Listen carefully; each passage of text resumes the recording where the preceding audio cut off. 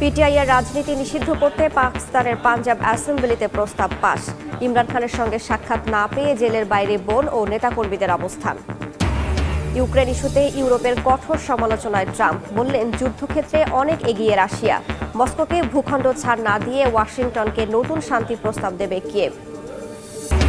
Thailand কম্বোডিয়ার সীমান্তে সংঘাত অব্যাহত, নিহতের সংখ্যা বেড়ে 13। অস্থায়ী আশ্রয় কেন্দ্রে হাজার হাজার মানুষ। যুদ্ধবন্ধের আহ্বান মার্কিন পররাষ্ট্রমন্ত্রীর। আরব দেশগুলোর আপত্তির কারণে গাজার বোর্ড অব পিসে রাখা হচ্ছে না টনি ব্লেয়ারকে। অবরুদ্ধ উপত্যকায় 2 মাসে 738 বার চুক্তি লঙ্ঘন ইসরায়েলের।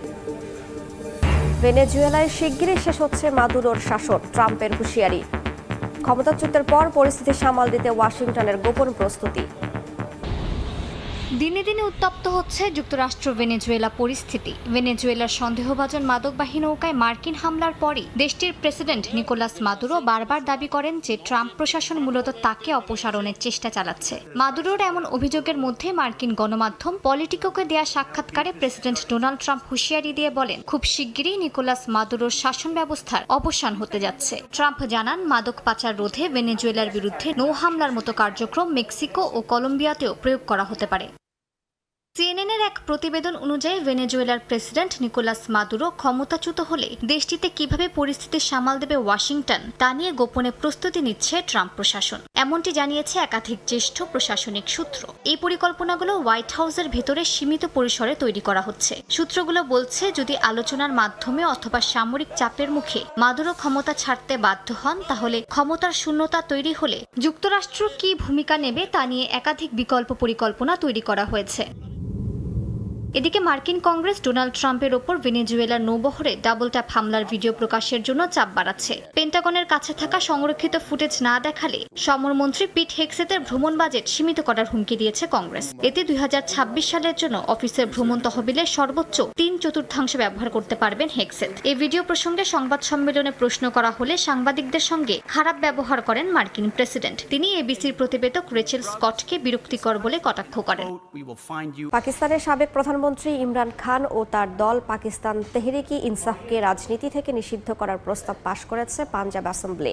প্রস্তাবে দাবি করা হয়, ইমরান খান রাষ্ট্রবিরোধী বক্তব্য দিয়ে দেশে বিশৃঙ্খলা তৈরি করছেন। ইমরান খানের সঙ্গে দেখা সাক্ষাতের ওপর নিষেধাজ্ঞা দেয় আদিয়ালা জেলের বাইরে অবস্থান নিয়েছে তার বোন সহ দলের নেতাকর্মীরা। পাকিস্তানের সাবেক প্রধানমন্ত্রী ইমরান খানকে ঘিরে রাজনৈতিক টানাপোড়েন নতুন মাত্রায় পৌঁছেছে। সম্প্রতি ইমরান খানকে পাকিস্তানের জাতীয় নিরাপত্তার জন্য হুমকি হিসেবে আখ্যা দেন দেশটির আন্তঃবাহিনী জনসংযোগ পরিদপ্তরের বা আইএসপিআর এর মহাপরিচালক আহমেদ শরীফ চৌধুরী। জবাবে পাকিস্তান তেহরিকি ইনসাফ এই মন্তব্যকে অযৌক্তিক ও রাজনৈতিক উদ্দেশ্য প্রণোদিত হিসেবে আখ্যা দেয়। পাকিস্তানের সরকার ও পিটিআই এর এই মুখোমুখি অবস্থানে উত্তপ্ত পরিস্থিতির মধ্যেই ইমরান খান ও তার রাজনীতি থেকে নিষিদ্ধ করার প্রস্তাব পাশ করেছে পাঞ্জাব অ্যাসেম্বলি। প্রস্তাবে অভিযোগ করা হয়, ইমরান খান রাষ্ট্রবিরোধী বক্তব্য দিয়ে বিশৃঙ্খলা ছড়াচ্ছেন। পিটিআই এমপিরা বয়কট করায় তাদের অনুপস্থিতিতেই প্রস্তাবটি পাশ হয়। ইমরান খানের কারামানবিক পরিস্থিতি নিয়েও দেশজুড়ে বিতর্ক তুঙ্গে। পাকিস্তানের রাওয়ালপিন্ডির আদিয়ালা কারাগারের কাছে অবস্থান ধর্মঘট শুরু করেছেন ইমরান খানের বোন আলেমা খান। পাকিস্তানের গণমাধ্যম ডনের প্রতিবেদন অনুযায়ী ইমরানের সঙ্গে আবারও দেখা করতে অস্বীকৃতি জানানোর পর তিনি অবস্থান ধর্মঘট শুরু করেন। এর আগে ইমরান খানের বোনরা অভিযোগ করেন, তাকে নিয়মিত স্বাস্থ্য পরীক্ষা করানো হচ্ছে না এবং মানসিক নির্যাতন করা হচ্ছে। উজমার সর্বশেষ সাক্ষাৎ ছিল মাত্র 20 মিনিটের, যা অনুমতি পেতে লেগেছিল প্রায় 1 মাস। পিটিআই এর চেয়ারম্যান ব্যারিস্টার গওহর আলী খান হুঁশিয়ারি দিয়ে বলেছেন, পিটিআই প্রতিষ্ঠাতা কখনোই মাইনাস হতে পারেন না। পাকিস্তানি সংবাদ মাধ্যম জিও নিউজকে দেয়া সাক্ষাৎকারে তিনি দাবি করেন, এখনও ইমরান পাকিস্তানের মানুষের সমর্থিত একটি প্রধান রাজনৈতিক শক্তির নেতা। থাইল্যান্ড কম্বোডিয়ার নতুন সীমান্ত উত্তেজনায় নিহতের সংখ্যা বেড়ে দাঁড়িয়েছে 13 জনে। কম্বোডিয়ার প্রতিরক্ষা মন্ত্রণালয়ের দাবি, সীমান্তে থাইল্যান্ডের বিরুদ্ধে তাদের হামলা ছিল আত্মরক্ষামূলক এবং সামরিক ঘাঁটি লক্ষ্য করে। দ্বিপক্ষীয় আলোচনার জন্য প্রস্তুত বলেও জানিয়েছে নমপেন। তবে থাইল্যান্ডের পররাষ্ট্রমন্ত্রী সাফ জানিয়েছেন, কম্বোডিয়াকেই প্রথম পদক্ষেপ নিতে হবে। এদিকে সংঘর্ষের পর দুদেশের হাজার হাজার মানুষ অস্থায়ী আশ্রয় কেন্দ্রে অবস্থান করছেন। যুদ্ধবিরতির মধ্যেই উত্তাল থাইল্যান্ড কম্বোডিয়া সীমান্ত। থাইল্যান্ডের সেনাবাহিনী মঙ্গলবার কম্বোডিয়ার শ্রানুগুতে একটি সংযোগ স্থল এবং ক্যাসিনো কমপ্লেক্সে ট্যাঙ্ক ও বিমান হামলা চালিয়েছে। সামরিক সূত্র জানিয়েছে এই স্থানটি কম্বোডিয়ার সেনাদের অস্ত্র সংরক্ষণের জন্য ব্যবহার করা হয়, আর এই হামলার জবাব দিয়েছে কম্বোডিয়ার সামরিক বাহিনী। দুই দেশের এই সীমান্ত যুদ্ধে হতাহতের সংখ্যা বেড়েই চলেছে। কম্বোডিয়ার প্রতিরক্ষা মন্ত্রণালয়ের মুখপাত্র জানান, থাইল্যান্ডের বিরুদ্ধে হামলা সম্পূর্ণ আত্মরক্ষামূলক এবং কেবল সামরিক লক্ষ্যবস্তুতে সীমাবদ্ধ ছিল। তিনি দাবি করেন নমপেনের সেনাদের অন্য কোনো উপায় ছিল না, তাই প্রতিরক্ষা ব্যবস্থা গ্রহণ করা হয়েছে। একই সঙ্গে দেশটির প্রধানমন্ত্রী হুন মানেতের উপদেষ্টা সুওস ইয়েরা জানান, তারা এখনই থাইল্যান্ডের সঙ্গে দ্বিপক্ষীয় আলোচনার জন্য প্রস্তুত। তবে থাইল্যান্ডের পররাষ্ট্রমন্ত্রী সাফ জানিয়ে দিয়েছেন, কম্বোডিয়াকে প্রথম পদক্ষেপ নিতে হবে এবং তৃতীয় পক্ষের মধ্যস্থতা এই পরিস্থিতিতে সম্ভব নয়। এছাড়া তিনি আরও সতর্ক করেছেন, সীমান্তে নতুন সংঘর্ষ ঠেকাতে চাপ হিসেবে শুল্ক হুমকি ব্যবহার করা উচিত নয়। সীমান্ত উত্তেজনার পর ঘরছাড়া হয়েছেন দুই দেশের হাজার হাজার মানুষ। থাইল্যান্ডে প্রায় 51,147 জন মানুষ অস্থায়ী আশ্রয়ে স্থানান্তরিত হয়েছে। 4টি সীমান্ত প্রদেশে 325টি শেল্টার তৈরি করা হয়েছে, যেখানে স্বাস্থ্যসেবা কর্মীরা ক্ষতিগ্রস্তদের চিকিৎসা করছেন। কম্বোডিয়ায় প্রায় 54,550 জন মানুষ আশ্রয় নিয়েছেন। চীনের পররাষ্ট্র মন্ত্রণালয়ের মুখপাত্র দুই পক্ষকে উত্তেজনা কমাতে এবং সংঘর্ষ আর না বাড়িয়ে সংযম দেখানোর আহ্বান জানিয়েছেন। তিনি বলেন, চীন উভয় দেশের বন্ধু হিসেবে গঠনমূলক ভূমিকা রাখতে প্রস্তুত। পাশাপাশি যুদ্ধবন্ধের আহ্বান জানিয়েছেন মার্কিন পররাষ্ট্রমন্ত্রী মার্কো রুবিও। ইসরায়েলের অব্যাহত হামলার মধ্যে গাজায় যুদ্ধবিরতির দ্বিতীয় ধাপে পৌঁছানো সম্ভব নয় বলে জানিয়েছে ফিলিস্তিনের স্বাধীনতাকামী সংগঠন হামাস। গাজার স্থানীয় সরকারের দাবি, যুদ্ধবিরতির প্রথম 60 দিনে 738 বার চুক্তি লঙ্ঘন করেছে ইসরায়েল। মানবিক সহায়তা পৌঁছানোর অভাবে উপত্যকায় অপুষ্টিতে আক্রান্ত শিশুর সংখ্যা বাড়তে থাকায় উদ্বেগ জানিয়েছে জাতিসংঘ।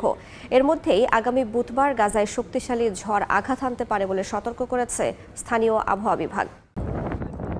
ইসরায়েল হামাসের মধ্যে যুদ্ধবিরতি কার্যকর হয় চলতি বছরের অক্টোবর মাসে। গেল কয়েক মাসে কখনো ইয়েলো লাইন অতিক্রমের অভিযোগে, আবার কখনো হামাসের সদস্য হওয়ার অভিযোগে একের পর এক যুদ্ধবিরতি লঙ্ঘন করে আসছে দখলদার ইসরায়েল। উপত্যকাটির সরকার দাবি করেছে, যুদ্ধবিরতি কার্যকর হওয়ার পর ইসরায়েল অন্তত 738 বার চুক্তি লঙ্ঘন করেছে।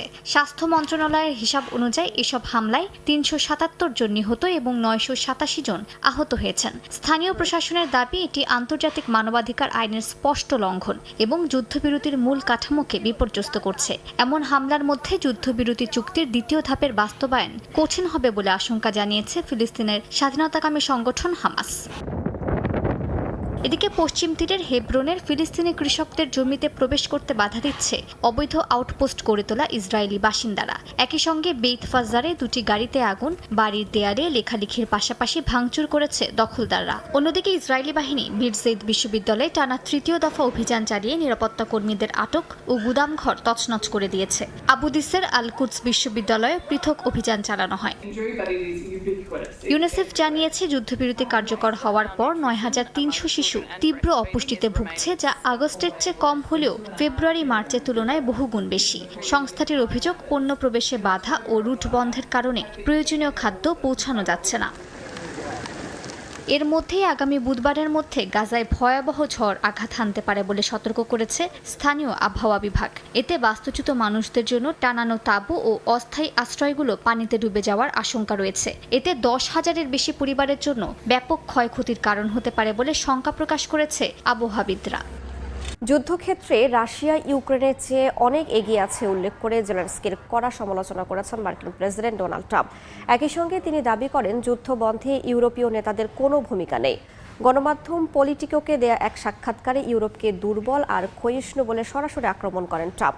এদিকে লন্ডনে ইউরোপীয় নেতাদের সঙ্গে বৈঠকের পর জেলেনস্কি জানান, মস্কোর কাছে কোনো ভূখণ্ড ছেড়ে না দেওয়ার অবস্থান বজায় রেখে হোয়াইট হাউসে নতুন শান্তি প্রস্তাব দেওয়ার প্রস্তুতি নিচ্ছে ইউক্রেন।